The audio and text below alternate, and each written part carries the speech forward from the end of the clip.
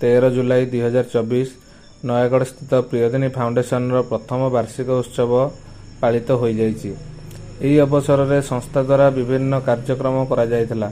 सर्वप्रथमे सकाळे 10 घंटिकार जिला रक्त भंडार ठारे एक स्वेच्छाकृत रक्तदान शिविर अनुष्ठित करागला। एथिरे 19 यूनिट रक्त संग्रह करागला। संस्था द्वारा परिचालित नयगढ़ स्थित पुनर्वास केन्द्र ठारे स्वतंत्र शिशु माननकु नेई एक विशेष मनोरंजन भित्तिक कार्यक्रम करा जायथिला।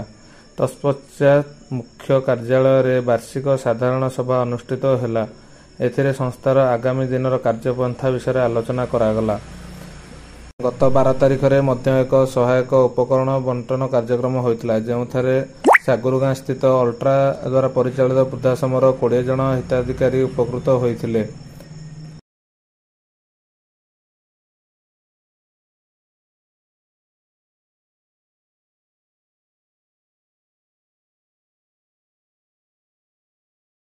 मु डॉक्टर प्रीतम महापात्र, चेयरमैन प्रियदिनी फाउंडेशन।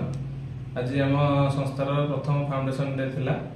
एथिपई हमर काली ठारू एक सागरगाँ स्थित एक वृद्धाश्रम रे मागणा सहायक उपकरण तांको अंत्यवासी मानक प्रदान करा जायथिला।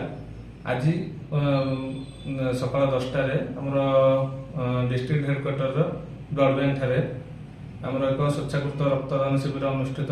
एही शिविर रे 19 यूनिट ब्लड कलेक्शन होइथिला।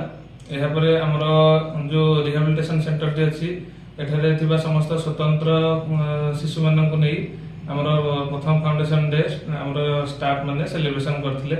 एहा परे हमर एनुअल जनरल बॉडी मीटिंग बसिथिला। एथिरे पुनर्बार हमर समस्त जो मेंबर माने ट्रस्टी माने थिले से माने पुनर्बार ऑफिस बियर भाबे पूर्व भली नियुक्त पाइथिले।